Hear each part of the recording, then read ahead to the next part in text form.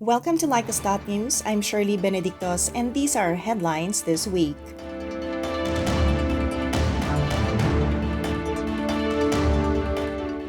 Thousands pray at Portugal's Fatima Shrine for world without COVID-19.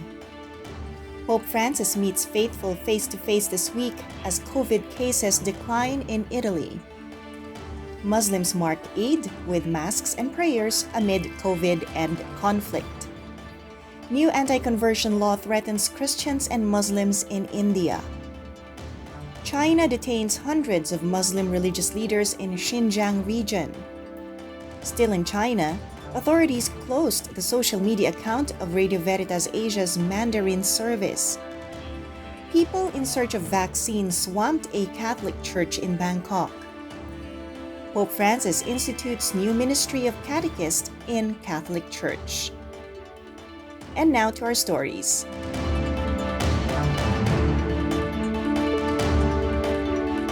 Thousands of people stood in circles marked to maintain social distancing at a massive outdoor venue at the Fatima Sanctuary in Portugal to mark the 104th anniversary of the appearance of the Blessed Virgin Mary.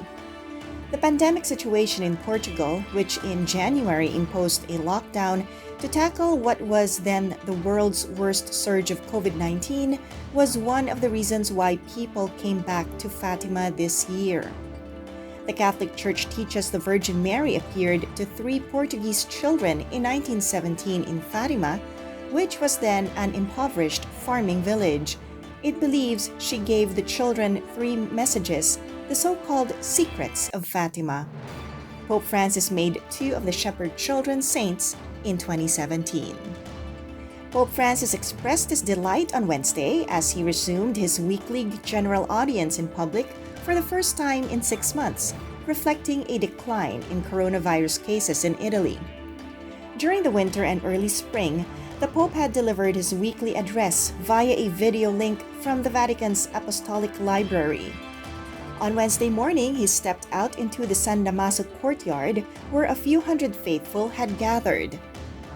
The 84-year-old Pope, who has been vaccinated against the virus, went up and greeted some of those present, signing a book and wearing a red hat that a priest gave him. The public sat in seats arranged to ensure social distancing, and everyone had their temperatures checked as they arrived. Many places were left empty. Muslims across the world celebrated Eid Al-Fitr with masks and prayers as conflicts and coronavirus restrictions cast shadows over the festival's mass gatherings and family reunions. Many COVID-hit countries, including Pakistan, India, Malaysia, and Indonesia, imposed curbs, shut shops, and even some mosques, though the numbers out praying were higher than in 2020 when lockdowns all but canceled events. In a typical year, millions would travel to their hometowns to celebrate the end of the fasting month of Ramadan with their families and crowd into markets and malls, sharing greetings and sweets. A new anti-conversion law that was passed by India's Gujarat state last month threatens Christians and Muslims, according to Catholic Church leaders. The religious leaders said the new law goes against the Indian constitution that allows citizens to profess, practice, and propagate a religion of their choice. Critics of the law called on the Western Indian state government to abrogate the Gujarat Freedom of Religion Act 2021. A report by the Catholic Pontifical Foundation Aid to the Church in Need said Gujarat, which enacted the law in 2003, amended the legislation to include stringent provisions for up to 10 years imprisonment. A new human rights report on China revealed that hundreds of Muslim religious leaders have been detained in China's Xinjiang region since 2014. A report released by the Uyghur Human Rights Project on May 13 details the mass detention of Uyghur and other Turkic Muslim religious leaders.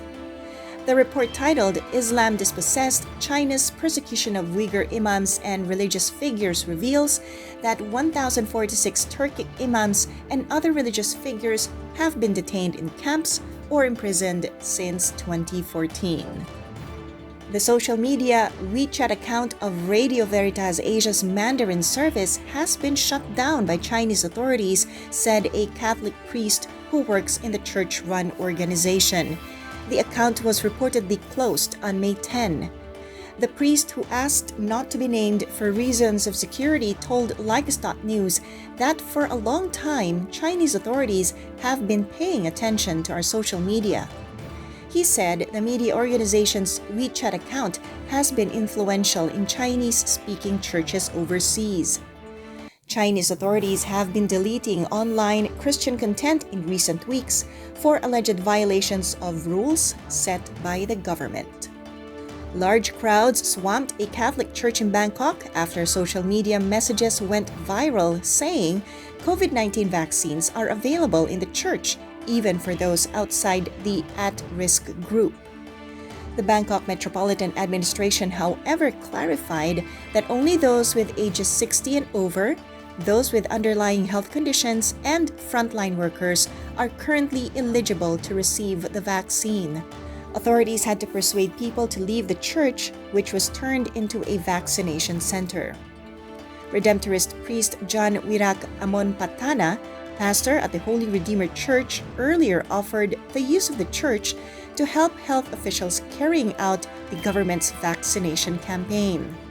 The church is located near Bangkok's biggest slum, where a cluster of COVID-19 cases was earlier detected. Pope Francis formally established the new lay ministry of Catechist in the Catholic Church in an apostolic letter released on Tuesday, May 11. The letter, titled Antiquum Ministerium, emphasized that the new lay ministry necessitates even more the missionary commitment proper to every baptized person. The Pope described it as a commitment that must, however, be carried out in a fully secular manner, avoiding any form of clericalization. The Vatican released the Papal Letter in 8 languages, including the Italian Sign Language. It was issued motu proprio on May 10, Feast of St. John of Avila. In his letter, the Pope stressed the need to recognize lay men and women who feel called by virtue of their baptism to cooperate in the work of catechesis in the contemporary world. And that's all for this week. I'm Shirley Benedictos for LiCAS.news, your independent Catholic news source in Asia. For more stories, visit our website and subscribe to our YouTube channel.